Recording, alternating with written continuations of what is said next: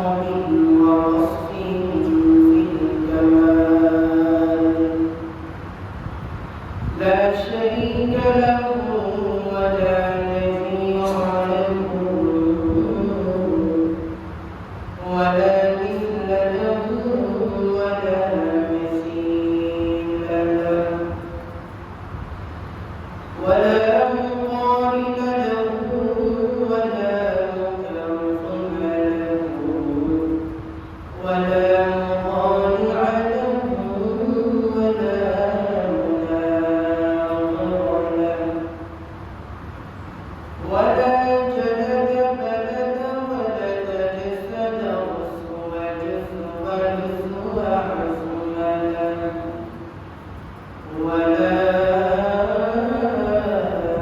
جثب رص عند طاب بيت خصب له ثم نشهد أن لا إله إلا الله وحده لا شريك له ونشهد أن سيدنا وسندنا وحبيبنا وحبيب ربنا وأولانا ومولانا محمدا عبده ورسوله الذي أرسله بالحق بشيرا ونذيرا وداعيا إلى الله بإذنه وسراجا منيرا وبعد فأعوذ بالله من الشيطان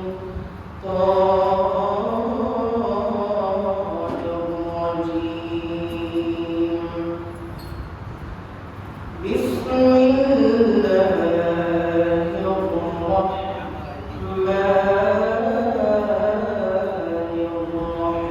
الرحيم يا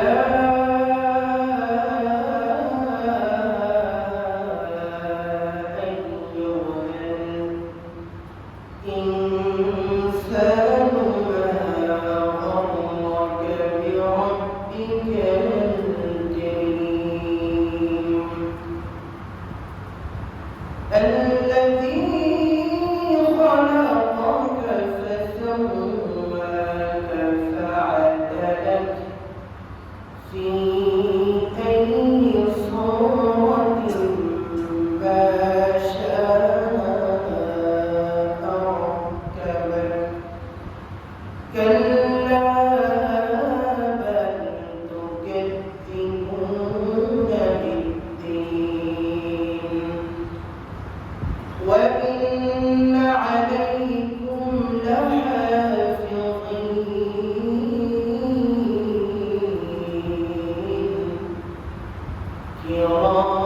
كراما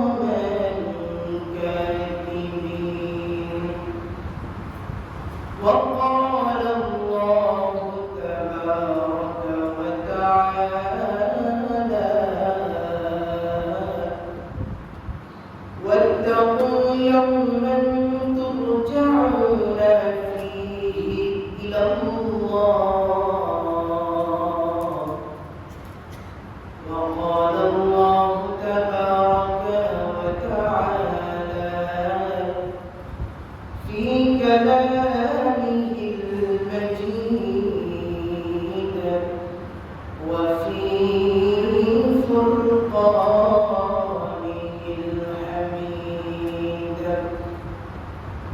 قالوا سبحانك لا علم لنا إلا ما علمتنا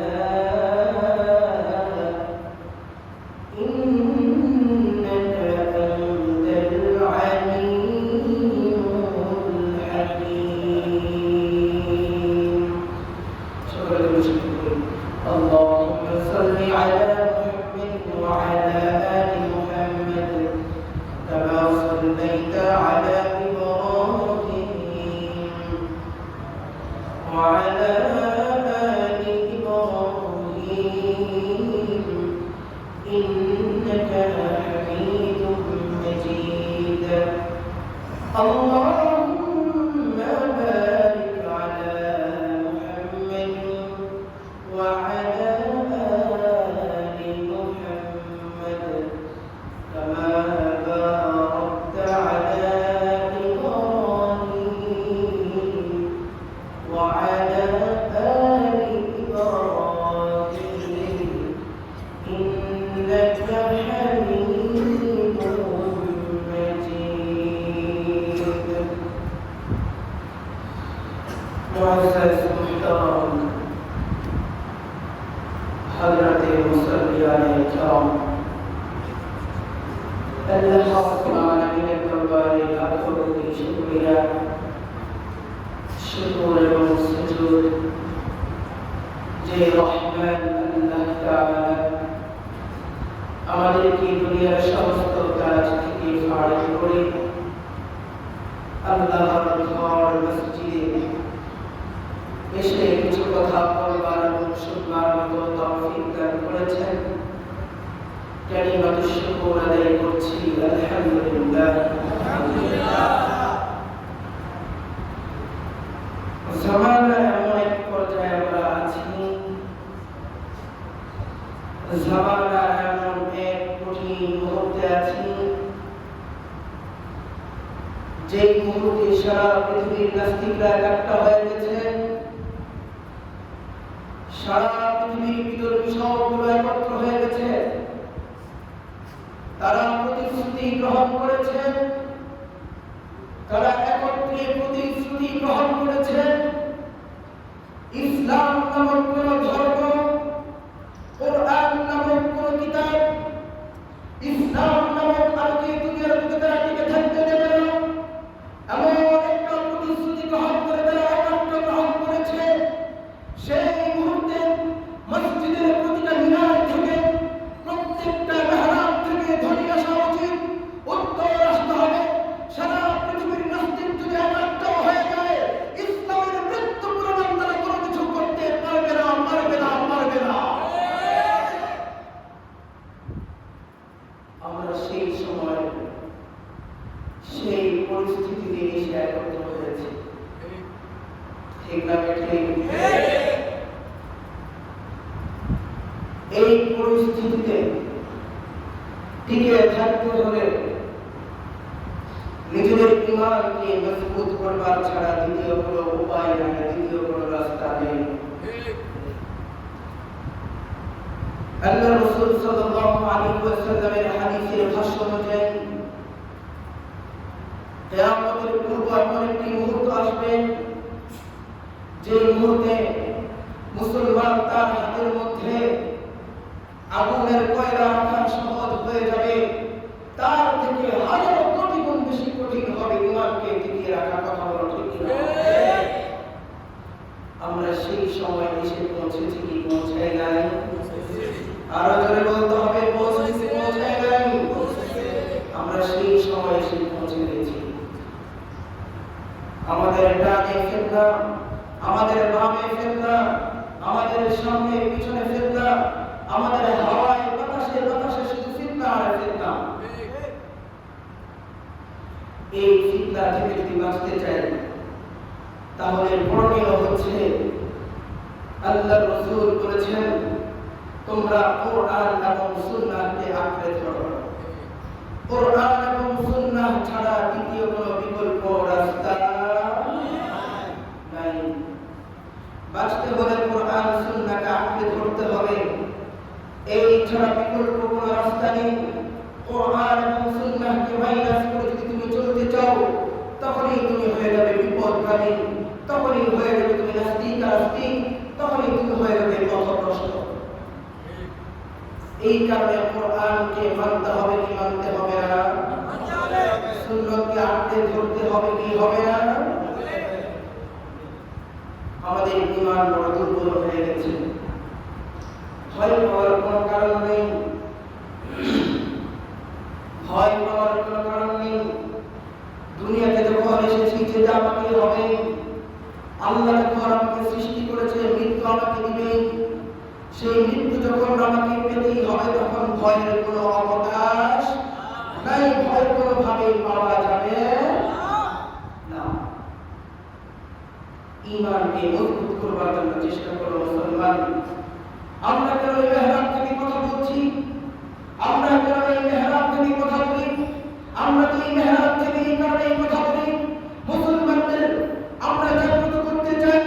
আমি তো বলে দিতে চাই, দুনিয়ার কারো মস্তক দখল করবার জন্য আমরা মেহরাব থেকে কথা বলি না, কারো ক্ষমতার মস্তক দখল করবার জন্য আমরা কথা বলি না, কোন রাজনীতির আগ্রাসনের জন্য আমরা কথা বলি না, আমরা কারো ক্ষমতা ছিনিয়ে নেওয়ার জন্য কথা বলি না। আমরা তো মুসলমানদের মেহরাবকে নতুন করে আবার সাজাতে চাই। শুনানি যদি যেভাবে আল্লাহ রাসূল আকরাম সাল্লাল্লাহু আলাইহি ওয়াসাল্লাম এই মেহরাব থেকে বসে উম্মতকে দিক নির্দেশনা দিয়েছেন, উম্মতের রাস্তা কোন দিকে থাকা দরকার ছিল, সেইভাবে উম্মতকে তার সঠিক পথে পরিচালনা করবার জন্য আমরা এই মেহরাব থেকে কথা বলি। আমরা তো এই মেহরাবকে আবার ফিরিয়ে নিতে চাই, মুসলিম উম্মাহকে এই মেহরাব আবার ফিরিয়ে নিতে চাই, যে মেহরাব থেকে হকের কথা হবে, যে মেহরাব থেকে ইসলামের কথা হবে, যে মেহরাব থেকে হালাল হারামের কথা হবে, যে মেহরাব থেকে উম্মত তার জান্নাতের রাস্তা খুঁজে পাবে। আমরা সেই জন্য কথা বলি, আমরা সেই জন্য কথা বলি। আমরা কারো ক্ষমতা দখল করবার জন্য কথা বলি না, কারো জায়গা জমি দখল করবার জন্য কথা বলি না, কারো মসনদ দখল করবার জন্য কথা বলি। এগুলো আমাদের দরকার নেই, এগুলো ভাগ বটোয়ারা করে তোমরাই খেও, তোমাদের দরকার। আমাদের এত সম্পদ, এত মসনদ, এত ক্ষমতার চেয়ারের দরকার নেই। তবে সোনালী যুগের এই মেহরাবটাকে তোমাদের কদর করতে হবে, এই মেহরাবকে সম্মান করতে হবে, এই মেহরাব থেকে হকের কথাগুলো উচ্চারিত হতে হবে। কথাগুলো ঠিক না, এটা সেই মেহরাব। এখন প্রশ্ন আপনাদের কাছে, আমাদের ঈমান মজবুত করা দরকার আছে কি নাই? আরো জোরে চিৎকার দিয়ে বলতে হবে, আছে কি নাই? ঈমানের আওয়াজে পরিণত হও। মুসলমান বিড়ালের জাতি নয়, সিংহের মতো গর্জন দিয়ে উঠতে হবে। মুসলমানকে নাস্তিকরা ধরতে পারবে সেটা হবে না। মুসলমানের গর্জন সারা পৃথিবীর নাস্তিকরা পালিয়ে যেতে বাধ্য হবে। কিন্তু মুসলমান এখন ঘুমিয়ে গেছে, মুসলমান এখন ঘুমিয়ে গেছে, যার কারণে মুসলমান এখন বাইরে খায়। মুসলমানদের উপরে প্রভাবশালীরা এখন ক্ষমতা খাটায়, মুসলমানদের উপরে এখন বিধর্মীরা ক্ষমতা খাটায়, রাস্তা রাস্তায় ধরে ধরে মারে। এটার কারণ হচ্ছে আমরা আমাদের কোরআন এবং সুন্নাহ থেকে বেরিয়ে গেছি, আমরা এখন বিপদগামী হয়ে যাচ্ছি। কোরআন শিখবো তো ইনশাআল্লাহ, আল্লাহ রাসূল সাল্লাল্লাহু আলাইহি ওয়াসাল্লামের সুন্নাহকে আঁকড়ে ধরবো তো ইনশাআল্লাহ। আল্লাহ রাসূল সাল্লাল্লাহু আলাইহি ওয়াসাল্লাম বলেন, মান আহাব্বা সুন্নতি ফাকাদ আহাব্বানি ওয়া মান আহাব্বানি কানা মা'i ফিল জান্নাহ। উম্মতকে ডেকে আল্লাহ রাসূল সাল্লাল্লাহু আলাইহি ওয়াসাল্লাম বলেন, হে উম্মত, মান আহাব্বা সুন্নতি, যে ব্যক্তি আমার সুন্নতকে আঁকড়ে ধরলো, যে ব্যক্তি আমার সুন্নতকে আঁকড়ে ধরলো, ফাকাদ আহাব্বানি, সে যেন আমি স্বয়ং নবীকে মহব্বত করলো। যে আমার সুন্নতকে আঁকড়ে ধরলো, সে যেন আমি নবীকে ভালোবাসলো।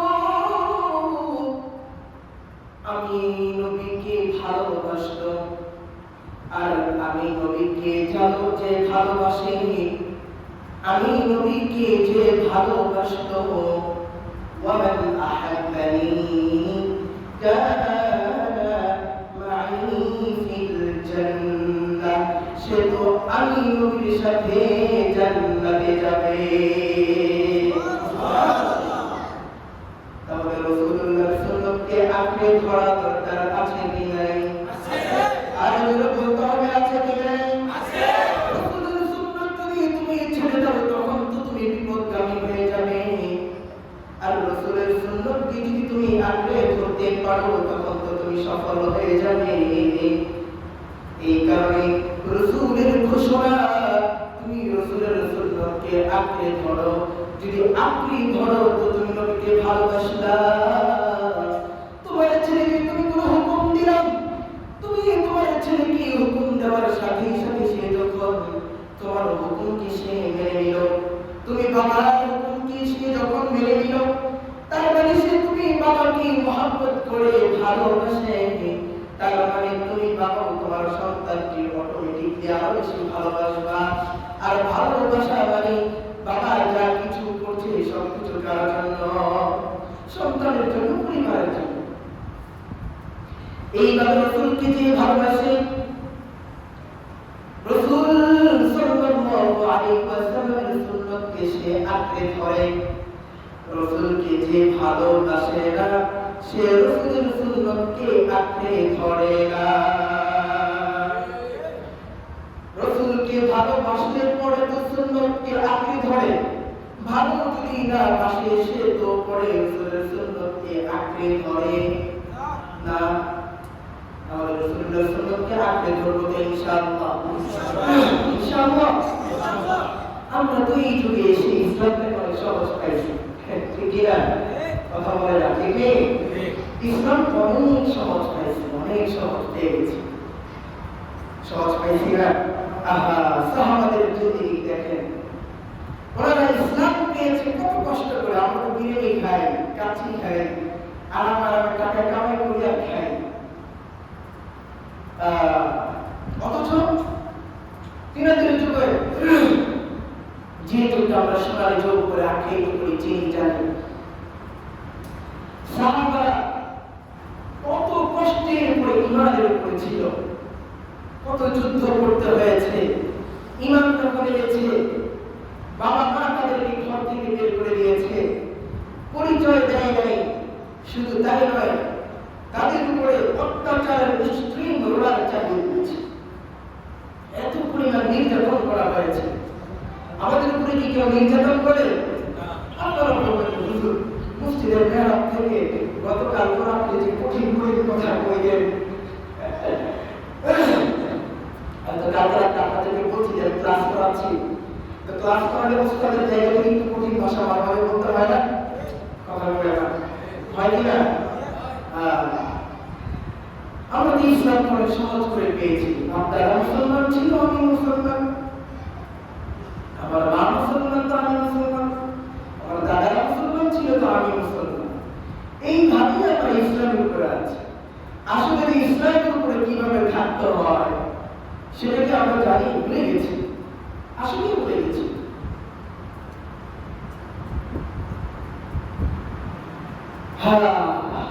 সেটা আমাদের মনে নেই। যদি মনে থাকতো ঠিক মতো কালিমা পড়তাম, কোরআন শরীফ পড়তে পারতাম, রাসূলুল্লাহ সুন্নাহকে আঁকড়ে ধরতাম, তো সুন্নাহ অনুযায়ী নিজের জীবনকে সাজাইতাম। কিন্তু সেটা এখন চাই। এতটুকু আছে, আমি মুসলমান। কি আছে বলেন? কথা বলতে হবে। আমি কি এতগুলো মুসলমানের আওয়াজ কি এত কম? বড় বড় মুসলমানের আওয়াজ আমার এত কমে গেছে। নিজের ইমানটাকে একটু জাগ্রত করেন, একটু নিজেকে দাঁড়া ছাড়া দেন, ঠিক না? জবান খুলেন, জবান খোলার মাধ্যমে কি হয়?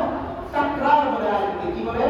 তাকরার। আমরা যখন কিতাব তাকরার আমাদের গ্রুপ গ্রুপ করে দিতেন, যে যে পড়াটা তোমাদেরকে পড়িয়ে দিয়েছি এক অপরের সাথে কি করো?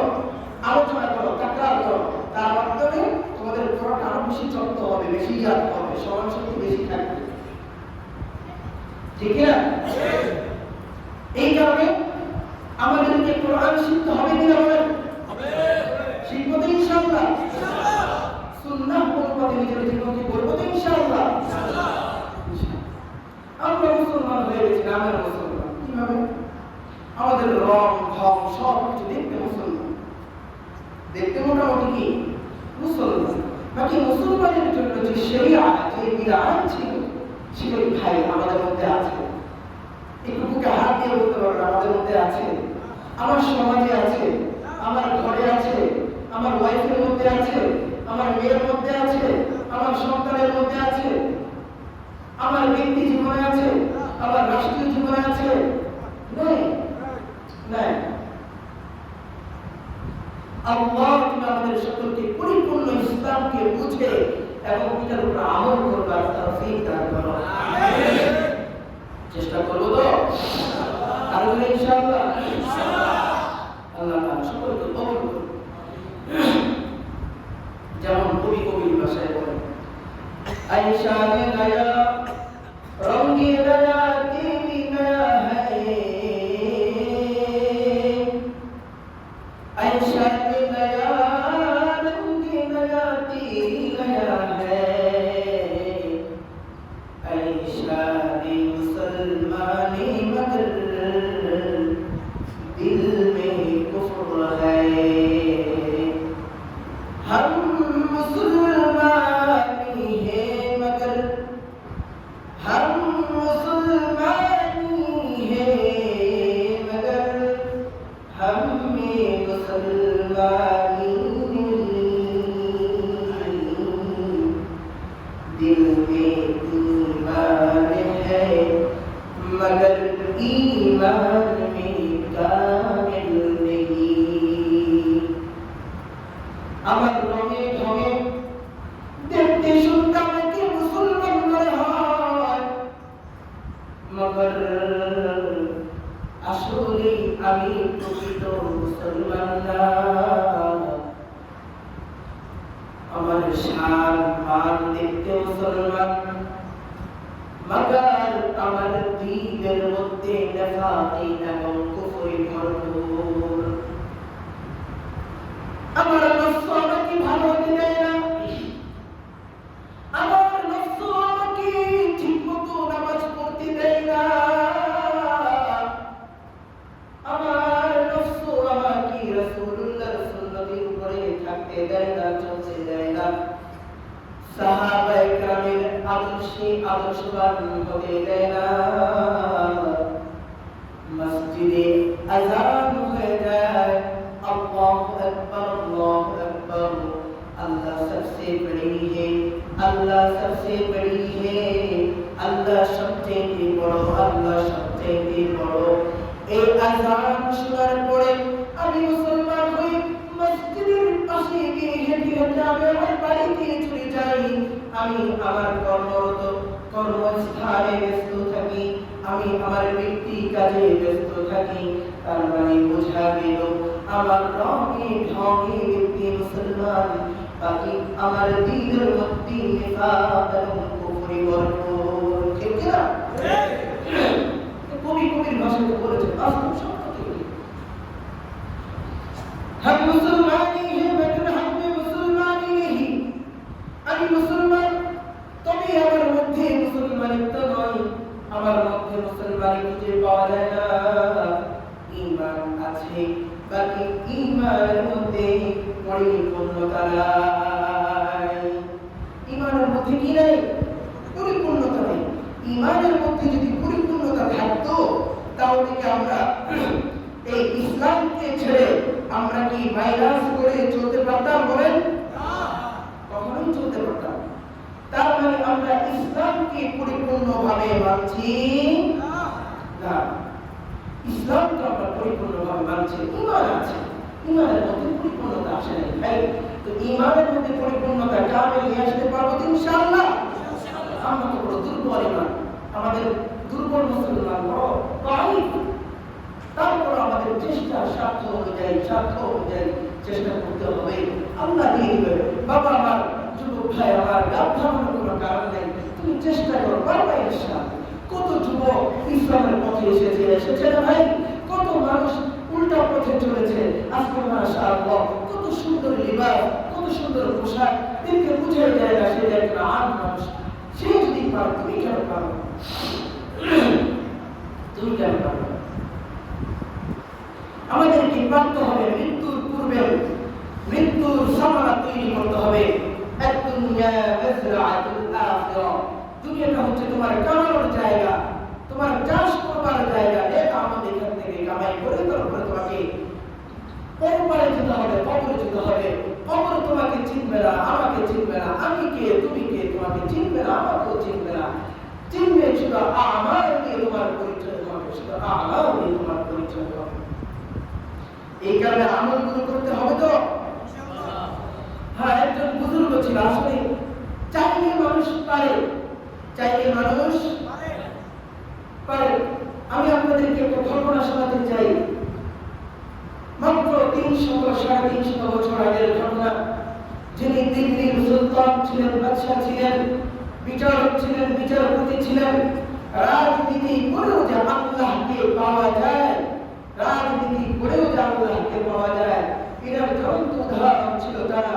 আল্লাহ রাসূল কি দেশ পরিচালনা করে নাই? হযরত আবু বকর কি দেশ পরিচালনা করে নাই? হযরত ওমর কি দেশ পরিচালনা করে নাই? তিনারা কি দেশের মন্ত্রী ছিলেন না? হ্যাঁ, গভর্নর কি তিনারা ছিলেন না? তারা রাজনীতি করে আল্লাহকে পেয়েছেন, আর আমি সামান্য কাজ করে আল্লাহকে পাই না কেন? তার মানে চেষ্টা করি। খাজা ওসমান হারুনি একদিন কোন এক পথে যাচ্ছিলেন। প্রতিমধ্যে দেখলেন অগ্নি পূজকরা তারা অগ্নি পূজা করছেন, আগুনের পূজা করছেন। যখন আগুনের পূজা করছেন, খাজা ওসমান হারুনি ডেকে বলেন, এই তোমরা কি করো? তারা ডাকে বলে, আমরা আমাদের সৃষ্টিকর্তাকে পূজা করি, আগুন পূজা করি। তারা তো তাদের রব কয়টা তাদের নিজেদেরও জানা নাই, কত রবের কত ঢঙের রব তারা মানে। এইভাবে খাজা ওসমান হারুনি প্রতিমধ্যে তাদেরকে বললেন, ঠিক আছে, এই আগুন তো কখনোই তোমাদের সৃষ্টিকর্তা হতে পারে না। এই আগুনকে পরিচালনা করেন একজন আছেন খালিক, তিনি কে? আর ভেতরে রাখতে বলেন, তিনি কে?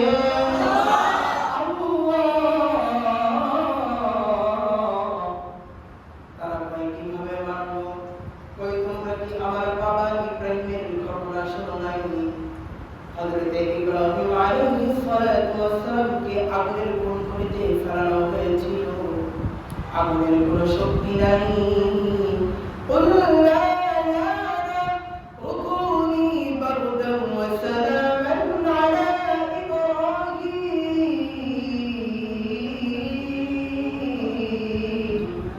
আল্লাহ তাআলা আগুনকে নির্দেশ দিয়েছিলেন, আগুন তুমি শান্তির জায়গা হও, তুমি শান্তির হও। আমার ইব্রাহিম যেন কোনোভাবে কোনো কষ্ট না পায়, এতটা কঠিন গরম হয়ে যেও না যে ইব্রাহিম কষ্ট পাবে, এতটা ঠান্ডা বরফের ন্যায় হয়ে যেও না যে ইব্রাহিম কষ্ট পাবে। তুমি নিজেকে এমন ভাবে তৈরি করো, আরামদায়ক হয়ে যাও, যেন ইব্রাহিম খলিল আমার বন্ধু যেন কোনোভাবে কষ্ট না পায়। এইভাবে ওসমান হারুনি ওই ইব্রাহিমকে যদি তার সৃষ্টিকর্তা কাছে দিতে পারে, ওদের কুণ্ডলিতে থাকার পরও যার বিন্দু পরিমাণ কিছু হয় নাই।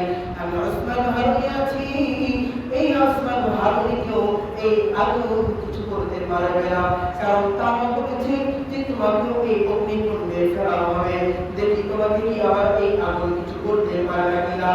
এইভাবে এক পর্যায়ে যখন আগুনের কুণ্ডলিতে ফেলে দিবে, ওসমান হারুনি বলে, ঠিক আছে, আমি আগুনের কুণ্ডলিতে ঝাঁপ দিব, তার আগে আমাকে একটু সময় দাও, আমি একটু কল দিই। কার কাছে কথা বলবে? আমাকে সুযোগ দাও, দুই রাকাত নামাজ পড়ি, আমি আমার আল্লাহর কাছে বলি। আল্লাহর কাছে বন্দন করে বলেন, আল্লাহ, আমি তো আপনারই বান্দা, আমি তো সেই ইব্রাহিমের অনুসৃত পথের ব্যক্তি। আল্লাহ, আপনি যদি ইব্রাহিমকে বাঁচাতে পারেন, আপনার ক্ষমতা শক্তি সেখানে দেখাতে পারেন, এখানেও পারবেন। আল্লাহ, আপনি আপনার কুদরত প্রকাশ করুন। পরে হযরত ওসমান হারুনিকে আগুনের কুণ্ডলিতে ফেলা হয়, আবার বের হয়ে আসে ওসমান হারুনির একটা প্রসঙ্গ পর্যন্ত পড়াইতে পারে নাই। সুবহানাল্লাহ।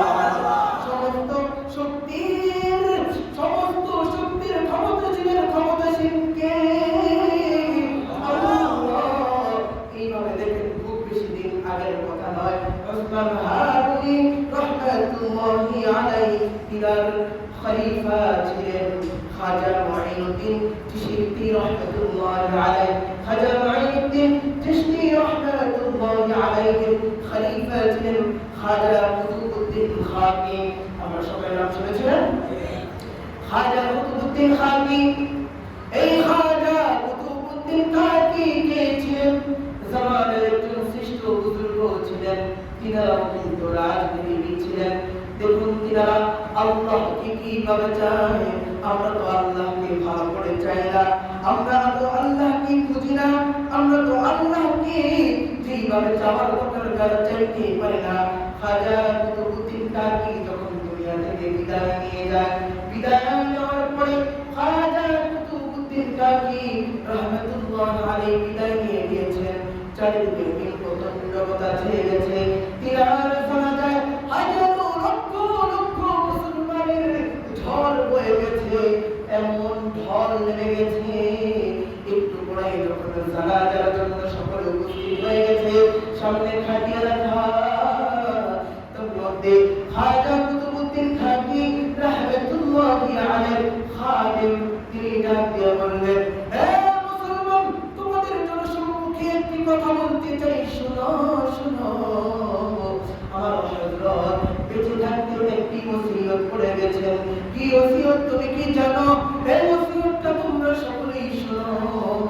খাজা কুতুবউদ্দিন খাকি বলেছে, আমার জানাজা কে পড়াবে কি জানো? আমার জানাজা পড়াবে অনেক ব্যক্তি। খুব ভালো করে বুঝুন ভাই, খুব ভালো করে শুনবেন। খাজা কুতুবউদ্দিন খাকি ওসিয়তটা দিয়েছিল, আমার জানাজা কে পড়াবে? এমন ব্যক্তি আমার জানাজা পড়াবে যে ব্যক্তি বালিগ হওয়ার পর থেকে আমার আজকের জানাজা পর্যন্ত কোনদিন তাকবীর উলা ছুটে না। চিন্তা করছেন, তাকবীর উলা ইমাম সাহেব আল্লাহু আকবার বলছে, আপনি সাথে সাথে হাত পাচ্ছেন।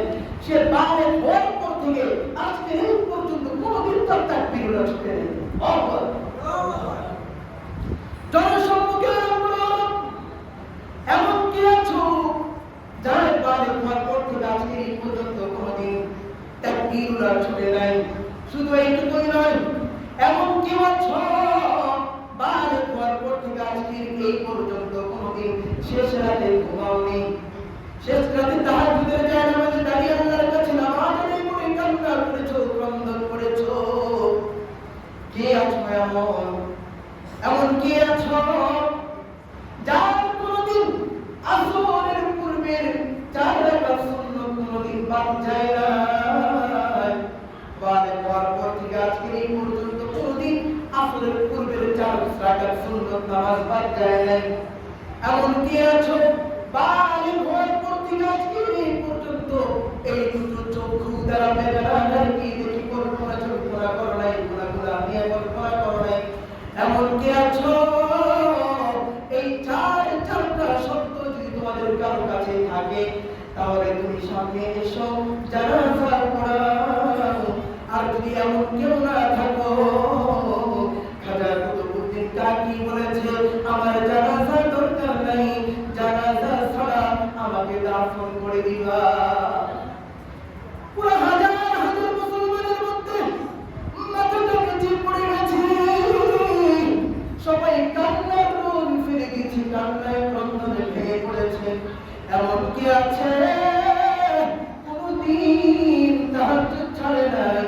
এমন কি আছে কোনদিন তাকবীর ছাড়ে নাই? এমন কি আছে কোনদিন চুপ দাঁড়ানো করে নাই? এমন কি আছে কোনদিন আসরের পূর্বে 4 রাকাত সুন্নাত পড়ে নাই? একটা আরেকটার দিকে তাকাবে কি হাজার হাজার আলেম তোলাবা কত বিশ্বাস করে জমা হয়েছিল, সবাই কান্নায় ভেঙে পড়েছে। কি এমন একটা কান্না আছে জানাজা পড়ার জন্য? এক পর্যায়ে হঠাৎ একটা লোক পিছন থেকে এইভাবে সামনে চলে আসলো। একটা লোক সামনে এসে হঠাৎ করে খাজা কুতুবউদ্দিন খাকি রাহমাতুল্লাহি আলাইহি চেহারা থেকে কাফনটা হালকা সরাইয়া চোখের পানি ছেড়ে দিয়ে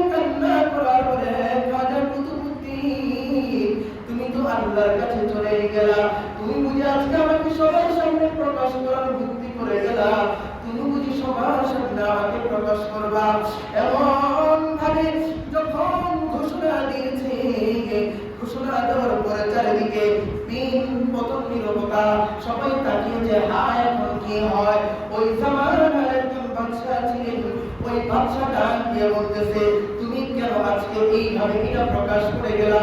ও সুলতান, না জীবনে কি দরকার ছিল? এবার সুলতান বলে তোমরা সবাই কাতার সোজা করো, আমি সুলতান তোমাদের বাদশা আজকে জানাজা পড়াবো। তৎকালীন সময়ের বাদশা কত বড় ব্যক্তি, সে সামনে আসছে জানাজা পড়াবে, যারা কোনদিন তাকবীর ছুড়ে নেয়, যারা কোনদিন তাহাজ্জুদ ছুড়ে নেয় মানে পর পর থেকে এই পর্যন্ত, যারা কোনদিন আসরের পূর্বে যারা একটা সুন্নত ছুড়ে নেয়, যারা কোনদিন চোখ তারা খারাপ নারীকে দেখে নেয়, কেমন ব্যক্তি ছিলেন? তারা বাদশা ছিলেন, তারা সমাজ পরিচালনা করেছেন, রাষ্ট্র পরিচালনা করেছেন, তারাও রাষ্ট্র পরিচালনা করেছেন।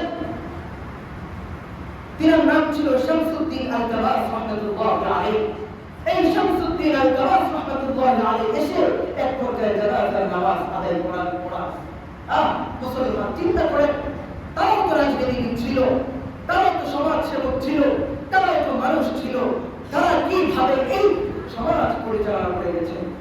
বলেন না আল্লাহু আকবার। তাদের ঈমান কি ছিল? আমরা তো ভয় পাই, অমুক কি বলবে, তমুক কি বলবে, অমুককে ভয় পাই, তমুককে ভয় পাই। এই ভয়ে ভয়ে আমরা ইসলামকে ছেড়ে দিই। আজকে যদি অবৈধ পথে টাকা না কামাই, কিভাবে সংসার চলবে?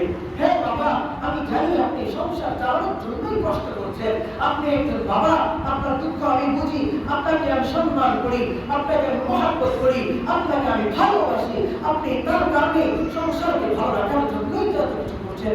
তারপরও বাবা, আমি আপনার দুটো পা যদি দেন, আমি দুটো পা ধরে ধরে আপনাকে বলতে চাই, আপনার দুটি পা ধরে আমি ক্ষমা চাই, আপনাকে বলবো বাবা আর কত হারাম খাবেন, আর কত অবৈধ পথে কাজ করবেন না। বাবা আসেন দেন ফিরে আসেন, একটু আসেন, আমি আপনার সাথে বুক মিলাতে চাই, আমি আপনাকে আল্লাহর কাছে বলতে চাই, আল্লাহ দেখো তোমার এই বান্দা তোমাকে পেতে চাই, তোমার পথের প্রদর্শন হতে চাই, পথিক হতে চাই, জান্নাতের মেহমান হতে চাই।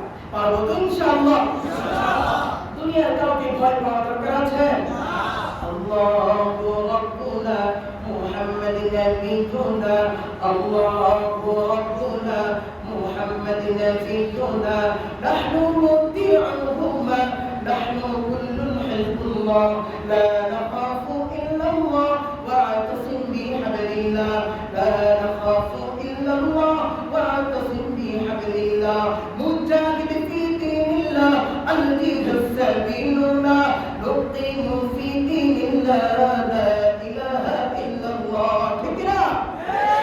লাইসা আল-মুলকু লিল-যালিম ওয়ালা আল-মুলকু লিল-খাওয়িম, লাইসা আল-মুলকু লিল-যালিম ওয়ালা আল-মুলকু লিল-খাওয়িম, লাইসা আল-মুলকু লিল-যালিম ওয়ালা আল-মুলকু লিল-খাওয়িম, লা নাখাফু আমেরিকা ওয়ালা নাখাফু রাশিয়া। ঠিক না? লা নাখাফু ইসরাইল ওয়ালা নাখাফু ইন্ডিয়া, ইযা ওয়াদ্দিন قصدنا الله ربنا محمد نبينا، نحن نطيعهما، نحن كل حزب الله، نحن كل ذو الإسلام، قانونه القرآن. تقرأ قانونه القرآن، الملك للرحمن، الملك للرحمن، لا نخاف إلا الله واعتصم بحبل الله، مجاهد في دين الله، مجاهد في دين الله، الجهاد سبيل الله، نقيم في دين الله، لا إله إلا الله، لا نخاف أملك ولا نخاف بأمري. تقرأ لا نخاف أملك ولا نخاف بأمري، إلا ود قصدنا الله ربنا محمد نبينا، نحن نطيعهما، نحن كل حزب الله، نحن كل ذو الإسلام، قانونه القرآن، نحن كل ذو الإسلام، قانونه القرآن، الملك للرحمن، الملك للرحمن، وما توفيقي إلا بالله. আমরা সকলে কাউকে ভয় পাবো? আমরা দুনিয়ার নাস্তিক